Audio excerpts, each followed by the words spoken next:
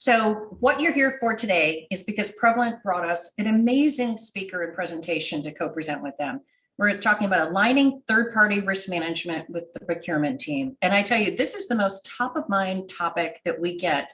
Whether you're talking about sustainability, ESG, diversity, equity, inclusion, every single time you have any of those conversations, third-party risk comes into those conversations as well.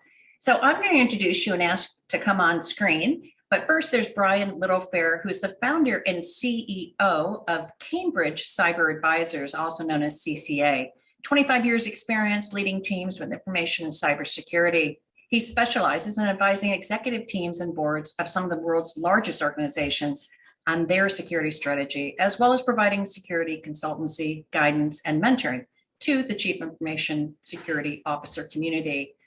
So I'm really excited. He holds several patents as well in the information security space and is a regular keynote speaker at security events.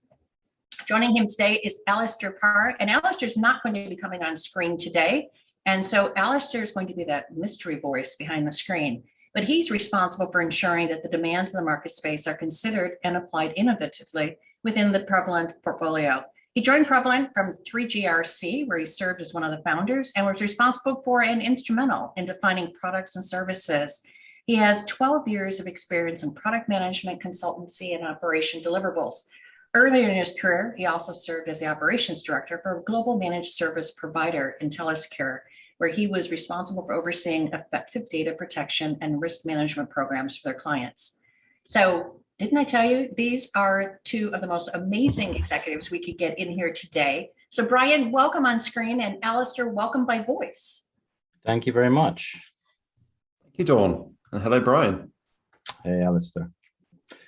Right, so hello, everyone. As been introduced, my name is Bryan Littlefair. So it's great to be able to spend this time with you, and both Alistair and myself are joining you from the other side of the pond, so to say. So we're both dialing in from the UK. And I've been a senior security leader for some pretty large multinational organizations. And one of the things that I quite often observe, either whether in companies that I've worked in or now consulting for, is I still see this gap between the security teams and the procurement function. And my whole pitch today is about how we can close that gap down. And hopefully I'll outline some of the benefits, and Alice is going to complement that with his experience as well. So if we move on to the next slide, we can talk about setting the scene, which I think is really important.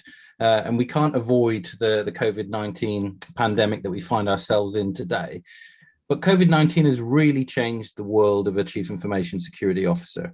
The policies for a pandemic flu have always been a staple form of their policy suite, but no one actually expected them to be invoked. And even if they were invoked, they were intended and written for a very short period of time, nothing like the duration that we're seeing at the moment. So some of the things that they had to do, they had to rapidly change, how data is flowing around an organization. They had to churn, very interim risk acceptances that they thought would only be for a few weeks into, 6 months, a year, 18 months, and actually looking like some of them are going to be permanent going forward. The policies and standards, which are typically the lifeblood of a security organization, it dictates to the business how they need to operate to remain secure. Well, a lot of them just weren't relevant anymore in the situation we were finding ourselves in. So actually, as a security function, their world pretty much turned upside down. And organizations had to react. They had to react to survive. And some did a very good job of it, and they're still around, but others, just couldn't change quickly enough, and that's really impacted their business. And what we're seeing now is an industrialization of some of those temporary measures that had to be put in place. They're actually having to be made permanent. We were just discussing in the plenary room before coming onto the call with all of you that, some organizations are being very flexible strategically with where their staff work. Others want them back in the office. And really, it's the job of the security function to knit all of those different working styles and arrangements in place and deliver some form of secure working. But I still think there's a very close relationship with the procurement function that can really help driving this forward. But to compound the COVID-19, there's another dynamic at play. We've seen an absolutely unprecedented level of rise on security attacks on organizations of all shapes and sizes and around the globe. So whether you're in the US or the UK, whether it's the NSA or the National Cybersecurity Centre here in the UK, they're all sending out guidance to their enterprise and business colleagues to actually say, we are under attack, you are under attack, and we need to shore up our security. And that supply chain is one of the most viable attack vectors into any organization. A large global organization might have 2,000, 3,000, 5,000 suppliers that it's managing, and several of those suppliers might be connected onto their network permanently with trusted employees. So when you're actually a hacker or an attacker, you can actually try and compromise the parent organization, but it's in some ways and shapes and forms, it's going to be a lot easier to get into that organization via its supply chain, via some of those smaller companies that it trusts that don't spend as much security on that parent organization. So some organizations are actually getting targeted because they're heavily connected and interconnected with other organizations. We see that coming through from our threat intelligence. So if we put these two things together, the pandemic of COVID-19 and then this unprecedented level of attacks that we're seeing, it's pretty much the perfect storm. There's massive change, there's massive disruption, compounded by those attacks that are coming in from all angles. And really, we just can't ignore that. We have to orchestrate change. We have to be able to react accordingly. And actually, we have to expect our supply chain to step up and start to implement security controls like what we'd expect to see in our parent organization. And that's what I see really changing going forward. So if we move on to the next slide, using that as context, we can see why organizations are nervous about risk from the supply chain. And it's one of the most frequent conversations that I have with companies because it's a really difficult risk to manage. You're trying to understand the security status of many thousands of your suppliers and how does that impact you if they have an issue? If they have a security challenge in their organization, what is the downstream effect on you as a parent organization? Can you still deliver your services and products to your customers? And it's actually a lot more than, pure third party. It's fourth party, fifth party, depending on your sector. We often call it third party risk, but we all know that some of our suppliers sub the work that we give to them. So actually it's trickling down and creating an ever more complex picture. And we really need to understand how we can get ahead of that curve and, use innovative tools and capabilities to help number crunch all of that data and present us a really clear picture of what our risk exposure is. And regulators and governments they've watched this situation unfold. They've noticed the rise in security events and incidents. They've seen big and small organizations alike compromised by their supply chain. And they're actually starting to really regulate about, here's our expectations, here's what we need you to do, and being very prescriptive around what an organization has to put in place so that they can effectively manage that risk from the supply chain. But if you're not in a heavily regulated industry, if you're not in health or in finance, for example, where the regulator gives a lot of pressure to you, but you can use it as a really good leverage tool to actually enact a program like this. What happens if you're just in a normal siloed function that isn't imposed on by the regulators and you still have to do this? Because obviously it carries a cost. It can be complex to implement depending on the complexity of your organization, but ultimately it comes down to just doing the right thing. Your customers entrust you with data, and ultimately that's the target of any attack. So I think that organizations have a personal accountability to do what they can to protect that data, and that means protecting the supply chain as well. But many companies have been managing third-party risk for a long time. Certainly aspects of it has always been done within procurement as well. And that's where we're going to focus the time of the rest of the conversation. How do we tap into that procurement knowledge, which obviously I know all of you on the call have, and how do we leverage that within the security messaging? And obviously it's up for you guys and girls to actually take this messaging back to your security teams and say, hey, I had this fantastic conversation and, we've got a lot of common interest and we should be working closer together. And if we can achieve that outcome and goal, then it's all for the greater good. And I think very few organizations would confidently claim that they're 100% confident that the supply chain doesn't present any risk to them. It doesn't matter what tool or what process you're running, there's always the unknown and something can always happen.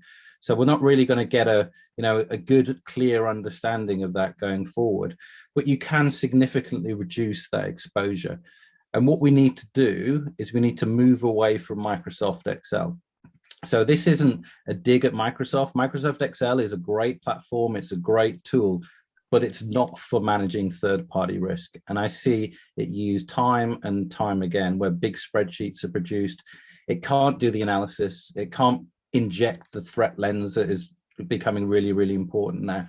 It's not designed to manage third-party risk. So if you're using Excel to do this within your organization today, hopefully we can present and show you that there's a different way to actually do to handle this issue and challenge. Alistair, anything to add on that slide? So Bryan, we just launched the poll. So folks, if you could go to the front screen, and it says, are you looking to augment or establish a third-party risk program in the coming months? Yes, no, or I'm not sure. If you could click on one of those and submit, it'll give us an idea of how many of you have a program, looking at a program, or maybe we have a few of you who don't think this is a big risk area. You never know. But Bryan, you're absolutely spot on knowing your third parties, your fourth parties, your fifth parties. I had a CPO event yesterday, and we had about, 35 CPOs. They cannot identify their fourth parties. Yeah. And the suppliers don't want to share who their suppliers are. And so that is a huge gap and a huge amount of risk. So as soon as the results come up, we will populate those and let you all see them. And then I'm going to go back off camera and hand it back over to you, Bryan. Great. Thank you, Dawn. We'll come back to that in just a moment. It's interesting, Bryan, because we've seen something very similar. So with the advent of COVID, and we appreciate that's affected everybody over the last 18 months or so, is that there's been a significant emphasis on supply chain resilience, broadly speaking. Now, it's lured a lot of the CISOs we've spoken to in a false sense of security, as they assume the third-party chain is being managed effectively, either by procurement or for InfoSec downstream. But the reality is resilience is obviously, as you've highlighted, just a small component of the broader picture. As much as we're understanding if there's some degree of business resilience in relation to COVID and disaster recovery specifically, it doesn't touch on some of the broader elements that I think you've been insinuating and referencing.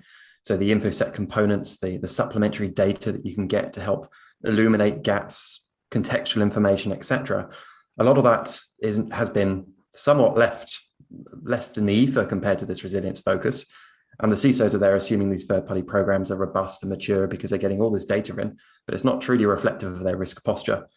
So as we go through this, we very much recommend and strongly suggest that all of the components of your third-party program are being considered beyond just resilience as a current hot topic. Great, thanks, Alistair. So looking on the next slide, it's fairly common in the clients that I see, and I see it a lot, to observe the third-party risk team and the procurement teams. They run separate and distinct processes. Now, that might be right, and I'm certainly not advocating that they need to use all of the same platforms and tools for everything that they do, because security teams are going to have tools that the procurement teams don't have to interact with, and vice versa. But these two processes are operated by different teams, of course, running different tools, different processes. They deliver a different risk lens on suppliers up the management chain, and that's what I have a problem with. That message on the risk profile of a supplier to the parent organization needs to be harmonized. So if the procurement team are doing some analysis on suppliers and the security team are doing analysis on suppliers, that should arrive at a common data set. What you can't have is the security team having a perspective that supplier X is inherently risky, but the procurement team thinking they're okay. Because this just confuses both the internal stakeholder and it confuses the supplier, because the procurement team are saying, yep, we're good to go with you, and the security team are thinking, well, actually we've got a bit of a challenge with this supplier. So you've got the same company potentially going to the same supplier by two different routes, and never the twain shall meet. And that might sound obscure and you might think it doesn't happen. I see it all the time. So what I'm advocating is we produce a single lens on suppliers, whether it's third party and going down to the fourth and fifth party, as we're discussing today. That's really important as well. With all the resource and budget challenges that organizations are facing, and that hits both the procurement team and the security team, there's no point doubling out the effort on this. It's around how do we converge and tap into that experience that's sitting broader in the organization, because we're all trying to get the same outcome, right? We're trying to understand how risky is this supplier to us, and understand the suppliers better, and understand are they potentially going to have an issue? Are they good at security? Are they bad at security? I think that's what it fundamentally boils down to. And, if you have to use this supplier because they're niche, but if something goes wrong, how are you going to put some business continuity in place so you can roll to another supplier, or you can back up that service that comes into your parent company? So these are all vital questions that I think these three teams, whether it's your security team and your procurement team, definitely, but if you're a larger organization, you'll have a risk team as well. And it's about converging those views to get that common lens going forward. And Alistair, if we can just move on to the next slide, and I'll just discuss this and then bring you in. What I'm starting to see emerging, but it's in the larger organizations in regulated sectors, and actually larger organizations that are unregulated are, in my personal view, what I experience in my client base, are a little bit behind the curve and trying to catch up with this view. But I see organizations that have embraced the objective of trying to get effective and holistic risk management. They've already identified that there's more than one team within the organization that can contribute to getting that holistic view. And what certainly I'm advocating to my clients that I speak to is that, that alignment with the procurement team, that we identify the common and shared objectives that very clearly exist between the two teams, and provide that single view of the supplier for internal consumption, because you don't want that distinct and different messaging going up the supply chain. And what this enables is obviously those internal decisions that are evaluating and weighing up whether that supplier remains, is changed, gets more business, gets less business, etc. That's all done on an aligned risk position, not differing data sets. So, Alistair, have you got anything to add on that? Or? Yes, Brian, no, very interesting. So again, something that we see quite often as part of that divergence is driven by the fact that each of these teams are consuming very similar data, but the level of detail that they need varies for each of the data sets. So you have the procurement teams focusing more heavily on some of the compliance aspects, ESG, of course, anti-bribing, corruption, modern slavery, etc. And then the security team naturally diving into more information around their cyber posture, etc. Now, they're still tapping from the same sources, but the level of detail each of them need from their respective work streams differs. And that's a key driver of what we've seen some of this divergence relate to. But something we've seen working quite well, and it ties into exactly to what you're saying with the common objectives and the alignment, is that convergence of building that centralized data set, but providing the means and mechanisms for each of those respective teams to consume just the right level of detail that they need for them to drive their business function. That way they don't feel like they're wading through treacle in order to extrapolate what they need. And that's a real art. So that's the problem we're seeing a lot of people trying to solve at the moment, is converging that data set by all means, but then also enabling people to extract the right level of detail from that converged data set. So it's very interesting. Good. No, I completely agree. Okay, I want to share with you a slide, and this is what I show security professionals, just so you can get a sense of the messaging that I'm telling CISOs. I get to mentor a fair few of them. I get to talk at a lot of security conferences, and I try to be a little bit provocative and actually challenge the status quo so that we can actually drive and enact change, because there's a lot of things that aren't where they need to be from a security perspective. So hopefully you'll get the messaging. But if we look at some of the primary objectives that we're trying to deliver here, the procurement and the security teams should be your new best friend. The objectives that I see coming out of a procurement function in a typical large multinational organization are very aligned to that of a security function. You can see in terms of what they're actually trying to do and what they're trying to actually drive. So pace, for example, procurement, as you all know, want to go fast. They can't afford to stifle that business agility by long drawn out processes. Third party risk, can't be one of those decisions that take too long to actually decide, but actually it's a fairly juggernaut process in a lot of organizations that we see, and it can be incredibly slow to find the information on the risk a particular supplier presents. And in a lot of cases, we see, transactions and workflows going to suppliers before the assessment processes are finally concluded. So actually, we're actually taking on board a supplier that we don't know the risk that they present to us.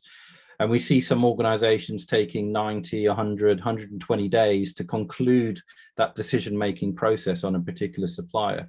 And it really depends on, where you are in terms of your maturity in this space.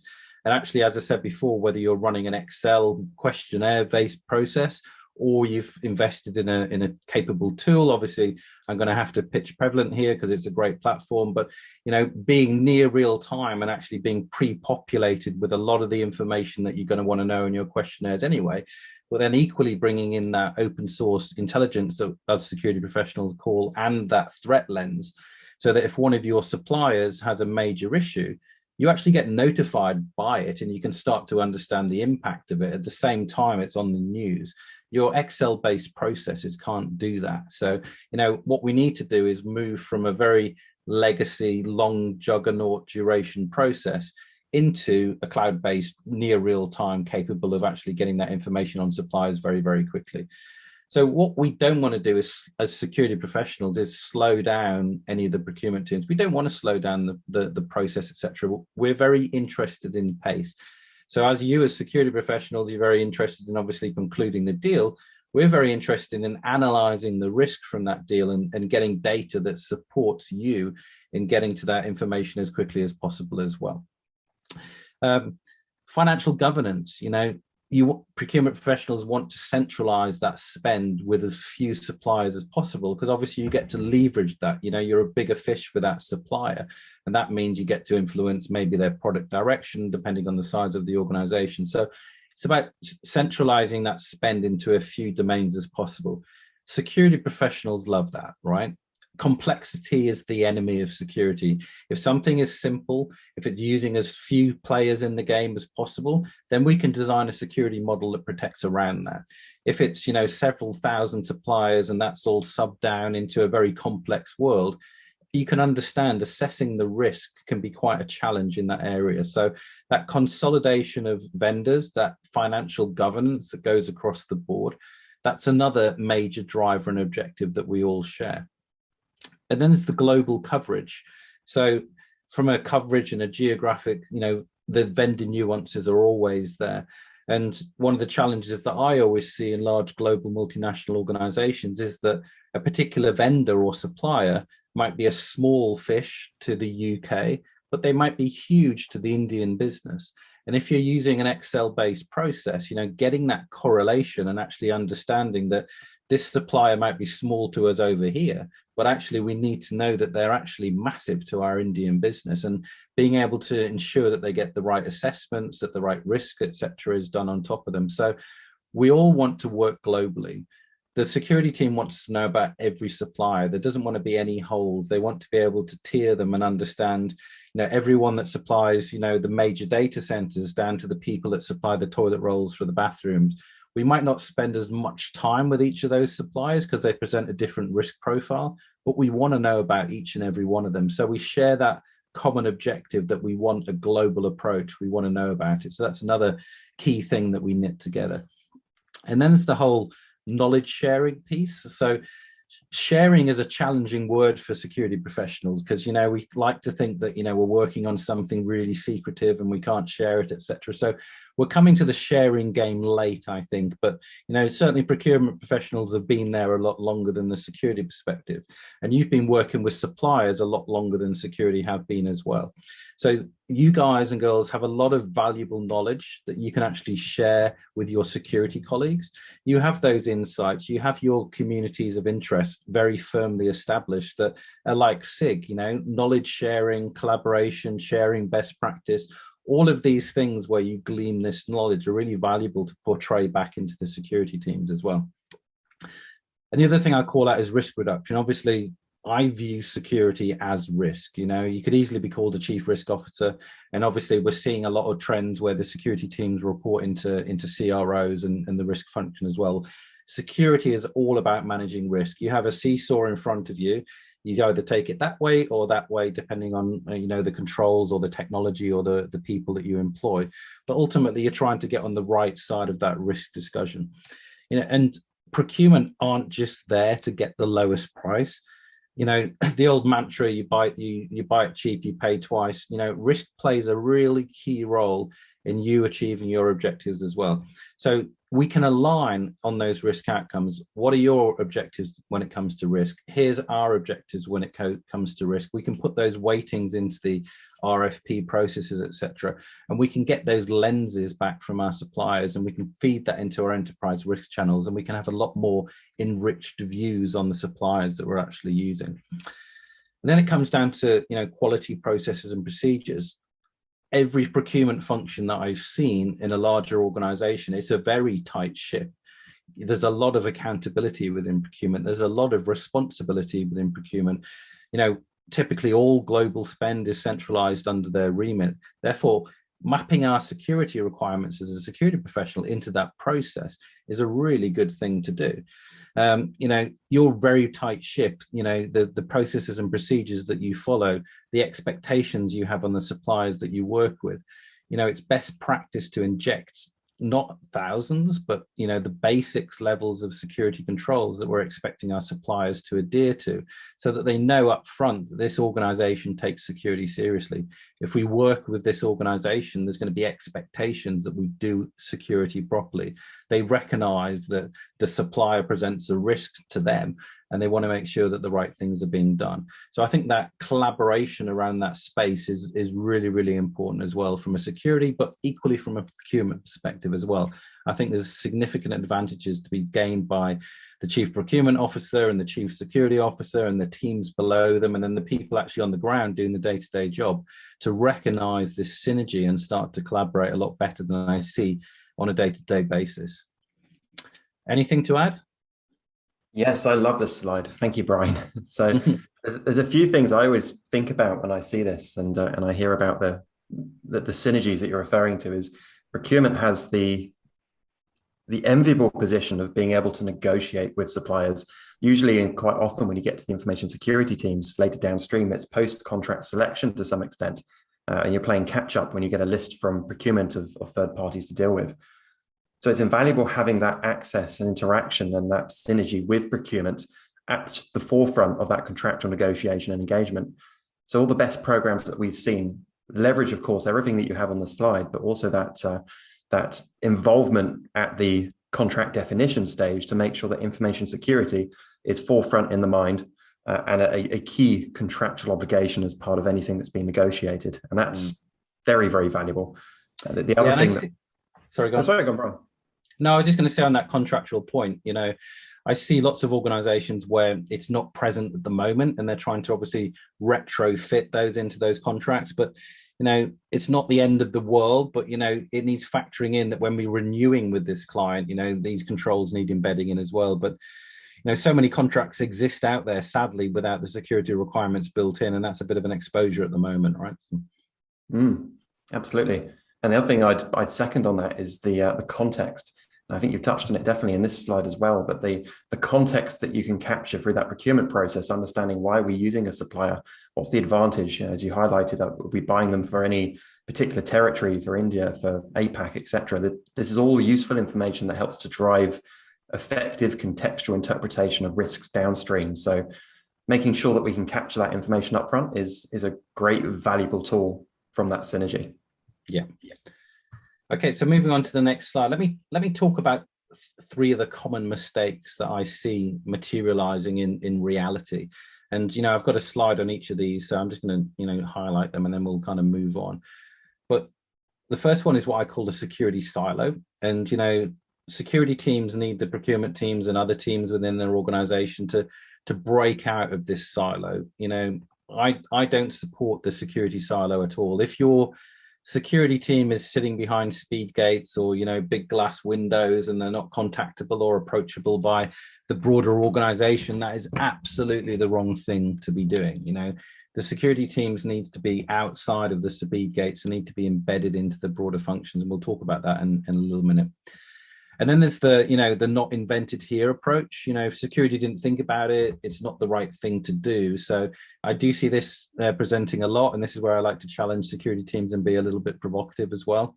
They're not tapping into and leveraging that broader talent like procurement that exists in the broader area of the business, but that is to detriment of the company, and that needs to be resolved as well. And then there's using security reasons for keeping other relevant stakeholders off security tools. And, there are some fairly sensitive security tools. There's tools that can read everyone's email if you've got the right access and permissions to do it. So you can't share all of the security tools, but, third-party risk is something that should be shared around the organization. And the security teams need to get comfortable with doing that as well. So let's spend a little bit of time on these points. So if you can move on to the next slide.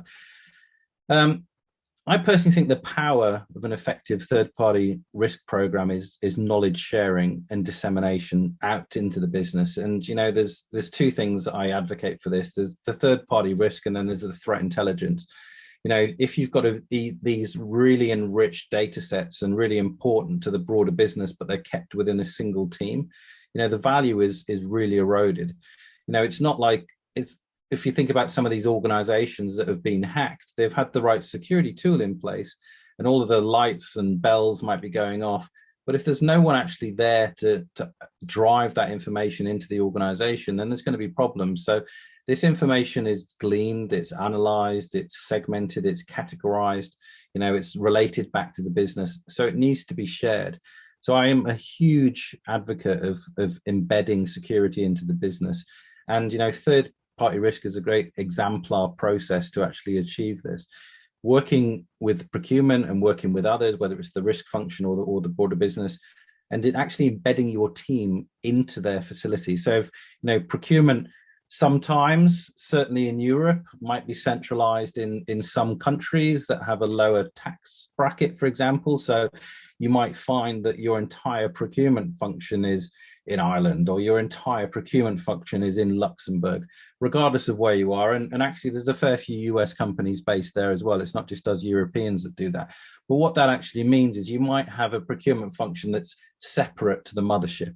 And, you've still got to tap into that. It's no use just communicating over email and trying to forge relationships over video conference, etc. So I see the more mature approach is recognizing that the business has made a decision to base the main body of its procurement function in that area, or even in the US, it might be in a different state or it might be somewhere else, etc. But then the security team needs to base people with those people. If we're talking about collaboration, if we're talking about sharing, if we're talking about common objectives, then when the security team is recruiting, it needs to recognize that some of its team that are specializing in this area needs to be co-located wherever the procurement function is. So it's about knocking down the walls, whether physical or virtual, that exist between the teams and actually linking them together in the same location so that they can build those interpersonal relationships. They can share the information that is, vital between the two areas and actually start to build a common objective pool going forward. So, break down the silo, integrate and embed. That's certainly what I'm saying. Alistair, anything to add on that one? No, I think that's absolutely spot on. Thank you. Sure. Right, so on to the next one. I really like this one. So security teams, they absolutely need to recognize that they're only part of the broader puzzle around risk and governance. All too often, security teams think they are the be-all and the end-all, and they own the full risk lens and the full risk picture. That is absolutely not true. And you only have to look at the very top risk register of an organization, typically, 10, 12 strategic risks that can absolutely topple that company. And it's different depending on the organization, its sector, etc. So it is completely different. And it's fairly common to see, 2, maybe 3 security things on that risk register, but it certainly doesn't own them all. So risk is broader than just the security team. And there are some very other big players within the typical organizational construct that we see. And if we're not tapping into that and leveraging that expertise and knowledge, then in my view, we just quite simply don't have a holistic view of risk that we're all trying to achieve. It's that simple. So the power of collaboration, the power of knowledge sharing goes beyond our internal collaboration tools. You can't achieve that over Link and Zoom and whatever collaboration tool you're actually using internally. But formalizing those relationships, formalizing those common approaches, and actually embedding them within business processes is certainly what I try to achieve.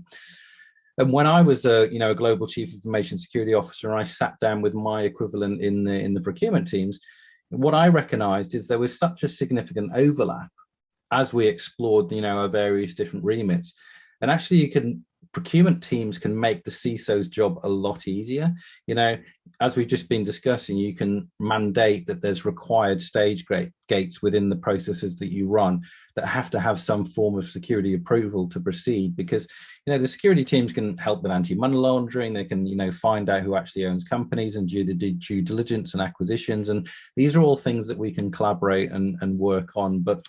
But actually, from a supplier perspective, getting those assessments done and that risk decision done very, very quickly, we both share that common objective. So what I'm ultimately saying is we all have to identify, all the areas within your individual business that can complement both the procurement and the security process that we're both trying to drive as quickly, as cleanly, and as efficiently as possible. And actually, only then can you get all of those puzzle pictures together to make the full jigsaw within your organization from a risk perspective. Okay, Alistair, and if you just move on, create the single pane of glass. I call this the holy grail. From an organizational perspective, it's the one thing that lots of people are actually aiming towards, but few rarely achieve. I see lots of new tools coming into organizations. I don't see as many old tools leaving. So ultimately, what we're doing is we're adding to that complexity picture. And I think what we do need to do is, work together as a procurement, risk, and security function and actually decide about, how can we get to this single pane of glass that's, gives us the right focus on achieving that common strategic objective to get that single risk lens on a supplier. It can certainly be done, and I think the benefits are clear, and I have seen it done very well, but I've also seen it done very poorly. But the business needs a very clear guiding light from both of these teams on who they can and can't work with. Security is one of the major players, procurement is one of the major players, but there's several others that should be involved as well. And I think that shared knowledge pool, that data lake, if you like, we're very used to talking about data lakes in IT and technology, but this is a knowledge lake, if you like, on whatever your internal vernacular might be and your acronyms, that's what we're trying to actually achieve. And then the challenge is there might be, many different tools in play. Security tooling isn't going to meet all of the procurement team's objective, and the procurement technology isn't going to meet all of the security team's objective. But the underlying risk data, as I said before, that is used as a business decision platform. So we need to get that common view, that common lens. And I think that's what's missing in a lot of organizations. And I think certainly some of you on the call, if you actually reflect back into your own companies and think, from a procurement perspective, do we have a completely aligned view with our security functions on the risk of individual suppliers? And I imagine some of you will, and I imagine some of you won't. But those of you that don't need to start that transition to understand how you can actually achieve that. And then if we look at the next slide, aligning on metrics and reporting is absolutely always important. It's how we communicate and disseminate knowledge to the broader business and those relevant stakeholders. I like to call them meaningful metrics, and I think they're really important here. And I think that certainly in security functions, and I'm less conversant on all of the metrics that are flowing out of a procurement function. But security functions have a typical approach to produce very complex, very technical metrics. And you almost have to be a security professional to diagnose whether this metric should be going up or down, whether it should be going left or right, whether green is good or green is bad, etc. So we need to remove the complexity from the messaging that we're sending into the business. And I think, both procurement and third-party risk, if you boil everything down, what the both teams are actually doing, you're left with vendor performance management and risk reduction, which we'll get onto the next slide. These are pretty much single metrics. There's a lot of data behind them, but actually the very clear metrics in going into the business. And at a glance, you can actually see if there's any issues and you might want a deeper dive. But it's actually understanding how we can simplify and clarify that message from a metrics perspective. And I think, jointly and collaboratively, we should be focusing on delivering these very high level insights, wherever possible, using the same tools like Prevalent, for example, and they can really help with analyzing and number crunching and producing a very clear view of actually, this supplier's threat profile has changed. You need to take a look at that. And again, Excel spreadsheets can't really do that for you. So that's really important as well. Alistair, anything to add on metrics? Or? Yeah, it's certainly interesting. So it ties to some of the observations you had previously, which is the challenge with some of these metrics is that we're trying to get quality on third-party data at volume, and that's very difficult. There's not overstaffed procurement teams or InfoSec teams. So trying to get that quality at volume is driven by contextual and proportionate risk management, making sure you've got the breadth and depth across the supply chain. It's very problematic. So I always find it very interesting when people talk about metrics and reporting, broadly speaking, and also that single pane of glass, is that you're not going to be able to get a coherent view and cohesive view of your third-party estate unless you have got that single pane of glass you referred to earlier on, and you've got that synchronicity really between both procurement and infosec to have all the facts necessary to make a determination and then in turn, of course, reduce risk. Yeah, so it's very interesting. I completely agree. So as you just said, reduce risk. So, the next slide, it's all about reducing risk. I mean, that's fundamentally what, I think security teams and procurement teams shares. You're trying to de-risk the supply chain. We're trying to de-risk the supply chain. Some of the metrics and drivers and tools that we use in terms of you're trying to leverage costs, we're trying to leverage security. So we recognize that there are differences. But reducing risk is obviously the priority that we share between the two teams. And risk is the universal business language across all the departments. Risk exists in HR, sales, finance. At some level, we're all accountable for managing risk. So in this context of, third-party risk and procurement, some of the key areas I've kind of pulled out and that we should focus on and mapped out on this slide. And I'm not going to go through all of them because there's a lot of them, but, I'll highlight a few.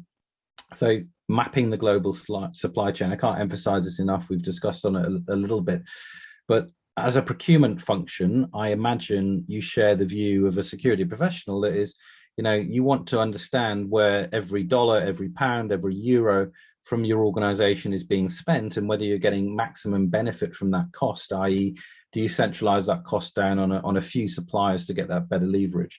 From a security perspective, it's really critical that we know every single supplier that's connected to our company from a financial perspective, a logical perspective, or a physical perspective. Have they got staff coming into our premises, etc.? A security professional needs to know all of that things to discharge their accountability and fundamentally to do their job well. So we need to know about everyone. That's really, really important. It needs to be ongoing and it needs to be real time. And, that real time perspective is where organizations struggle. And I imagine if some of you on the call went back to your companies and said, look, if we pick a particular supplier and we focus on them, how near real time are we on changes, fundamental changes within their organization that might impact the security or the relationship with us? Do we find out about it quickly? Do we find out about it in, a monthly touch point? Do we find out about it at a quarterly business review? Do we find out about it every 6 months? Do we find out about it annually? And obviously that's going to change depending on the importance of that supplier to you, because you can't sit down with every supplier every month. So it depends on the criticality of that organization to you. But the game changer are tools like Prevalent that, already have this information mapped within their platform. They can present that back to you. You don't have to go and hunt it. You don't have to come and find it. It comes through as alert to the right people within the right teams and actually saying, hey, something's shifted. You need to take a look at this and understand the potential impact on you and your organization going forward. And I think that is the drastic shift from security teams and procurement teams having to go out to fact find to the facts coming in to you and your organization. So that time lag and that delay is drastically reduced. The risk window is reduced. So, moving your processes forward and maturing them as the organization matures in general, but focusing on getting it as near real time as possible so that we both functions and teams have that near real time view of the risk going forward. So that's really, really important. We all need to be able to react to global events. There's been a few events recently which, have really impacted some things. Think about the Suez Canal being blocked. Think about there was a shortage in microchip supplies coming out of China and Japan and Korea, where typically they're produced. There's obviously been a large impact on suppliers in different geographies due to the COVID pandemic, etc. So, and certainly over in Europe, we're having issues in the UK at the moment with some of our typical products that we'd expect to see on our supermarket shelves, like beer, are noticeably absent because, we haven't got enough truck drivers because we've decided to reduce the number of people that can come into our country from Europe. So all of these things have an impact on some organizations, depending on the sector that you're in. But how effectively have they been planned out? How effectively have you, worked through of how the likelihood of this occurring, and how do you mitigate that risk or deviate that risk? How do you keep having those business continuity discussions? So the focus, in my opinion, has to be, even though I've mentioned it hundreds of times in this thing, is move away from supplier and move towards partner. Getting those strategic relationships in place with your key, I'm going to say it again, suppliers, but, getting into that, we understand you, you understand us, you're critically important to us. We need to understand what's going on within your business and anything that potentially might impact that. So it's getting that very close knit community with your supply chain is the ultimate goal. And obviously in a large global organization, you can't do that with all of your suppliers, but you certainly can with your strategic partners. Alistair, anything to add on that one? Yeah, there's something you said that really resonated with me, which is about the fact that proportionate risk management and proportionate spend really are intrinsically aligned and they go hand in hand. We certainly always see that, even to take an example of concentration risk. Certainly from a risk standpoint, you can see where there might be potential risks and impacts based on global events, etc., which is very, very meaningful, but equally so from a spend and analytics standpoint, where you have concentration, you might get risk reductions, etc. They're aligned, but there are certain situations where they may not necessarily complement each other. So it's always interesting seeing where companies find this healthy middle ground, really, between reducing cost by increasing spend and then offsetting that concentration risk. So it's an interesting topic. Good. So I have a slide here that I just used to wrap up, but I've summarized enough on the last few slides, I think, and I want to move on to Alistair to give you a quick overview of the prevalent platform. So Alistair, over to you. Thank you very much, Brian. So we've also talked about a lot of interesting things today, and it's been very insightful for me, Brian. Thank you for that. But the way Prevalent approaches and addresses these particular issues is that we understand that there needs to be this cohesion between the respective teams, and that third-party risk management is a broader life cycle. So as you can see at the very, very start there, where you've got the sourcing and selection process, intaking and onboarding process, where you have procurement driving some of these actions, and then starts feeding into the ongoing risk management lenses, inherent risk management, assessing, remediate, ongoing, monitoring data over points in time, conducting validation exercises, and then through to broader performance management of third parties, measuring SLAs, etc., and then finally offboarding at the end of contract term. There's a full life cycle of third-party risk management and broadly speaking, third-party management that has multiple parties with an invested sense of what they have to do. And the way that Prevalent likes to approach this is we tend to split it between people, technology, and processes to help drive that moving forwards. So using the core technology itself, the Prevalent platform, the SaaS platform itself, we can accelerate and streamline, as you rightly highlighted, Brian, whether you have those efficiencies by leveraging and tapping into intelligence networks, whether that's pre-completed assessments or broader monitoring feeds and data to help you select and source up front, through to the detailed, focused risk management platform, where you can use some of this monitoring insights in conjunction with assessments to drive remediation, track and audit any validations that you've been doing, track SLAs, etc., and provide that single pane of glass. And that really becomes the backbone of a good, effective program, having something that can support and facilitate that entire life cycle. Of course, people need support in order to do that, in order to drive it, whether it's internally through your own teams, or of course, we can support you using our managed service teams. So that's a case of collecting data, onboarding, conducting analysis, driving risk remediation, and doing validation exercises. There's a host of teams available there who are doing it at scale. So dealing with vendors globally across the board and understanding the nuances and dealing with those. We could certainly offset and support you in driving some of the challenges that you face for even a subset of those areas. Now, a good program we see obviously incorporates program management, program design.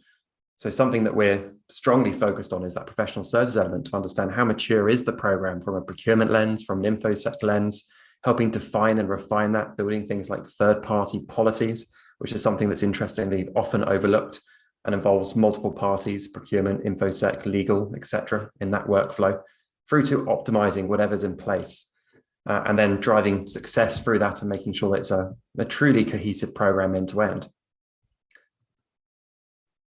So when we actually look at that, as in who's actually getting some tangible benefits from this, the life cycle itself has multiple participants, as I said. You've got the business itself, you've got procurement, you've got IT sec, risk, vendor management, legal and compliance. There's multiple teams who have a vested interest in making this all work. And the workflow that we follow is focused on trying to provide benefits to each of those, so they have a vested interest in driving that program. It's about offering them something of value so that they interact and then drive that process forward. And then finally, when we actually start looking at what the prevalent TPRM process is, it's fundamentally smart, unified, and prescriptive. We try and prioritize risk in the right way. We try and make the information that we collate contextual and comprehensive enough so that each team has some advantage and value. And then ultimately make it prescriptive, so we could be consistent with our risk ratings, so we could be consistent with our remediation plans and our workflows. The platform itself and the methodologies we follow means that we want to try and take the quality that we're building in these silos of teams, making it a single pane of glass and making it repeatable. So as people move around and situations change, we can be consistent in our tracking methodologies. So we have a couple of minutes left, so we'll just take a few questions. If you do have any questions, please feel free to ask away in the Q&A section. But I do have one question that's coming through, and I'll present it to you, Bryan, if I may. So the first question I've got here is, CPOs and CROs, how do we actually get them to talk to one another? Yeah, I mean, it's a strange question, isn't it? Because, you know, talk, grab a coffee, pick up the phone and things like that, but it doesn't happen in large organizations, and, you know, it doesn't happen as much as it should do. But, you know, hopefully today I've put across a bit of a case outlining, you know, risk is the common language, but there are a lot of shared objectives that both teams are trying to drive. And I don't think, you know, certainly some security people I've spoken to, it's not immediately apparent to them. So highlighting it and say, look, we've got a lot in common. We share a lot of common objectives. We're both trying to achieve the same thing. Let's have a conversation. But I've seen organizations go down the route of shared objectives between common areas. So maybe the CISO and the chief procurement officer do share a common objective. You know, people are sometimes motivated by the bonus payment or the performance at the end of the year. So I'm not a great fan of that personally, because I think, you know, the individuals were all grown up, so we should recognize that we need to collaborate for the effective outcome of our, you know, our business, but equally our customers and our suppliers as well. So hopefully today there's been a few teasers which can be used for opening those conversations with the security function, and hopefully they're receptive to it, right? So. Yeah, so Bryan, then one of the questions came in and they said, we have a CISO, which is Chief Information Security Officer. We have a risk organization, and yet procurement's told they're responsible for third-party risk. How do all three of those fit together? Yeah, I mean, in a lot of companies, actually, you know, I don't think it really matters where the third-party risk function actually is, you know, physically sited. But regardless of that triangle, you know, those three players remain the same. So, you know, in some organizations, the CISO is responsible for third-party risk, and in others, the chief procurement officer, but in others, the CRO. And I see that flavor mix a lot, but that triangle remains the same, right? It was on my second or third slide: procurement, security, and risk. You know, those same conversations need to happen depending on who actually owns the accountability for delivering the program, right? But I think certainly from a procurement perspective, if you do own a third-party risk, then it's more important to tap into those other people and those knowledge pools to make sure you're getting the right outcome, right? Good. And then we've got time for just one quick question. It says, do you think the CISO CRO feel that they are held to stricter performance level than the CPO? Could this be a factor that keeps the risk side aloof and uncooperative, unfortunately? Yeah, no, I definitely think that may be the case for some organizations, but I think, you know, breaking down those barriers and those walls, you know, when my first CISO position, I had a really nice big office with glass walls, and then I had my business manager sitting outside, and then there was a speed gate that only the security team could get through. So people had to interact with me via a ticketing system or a phone call or email and things like that. And the first thing I did was rip down the speed gates and get everyone out of their offices.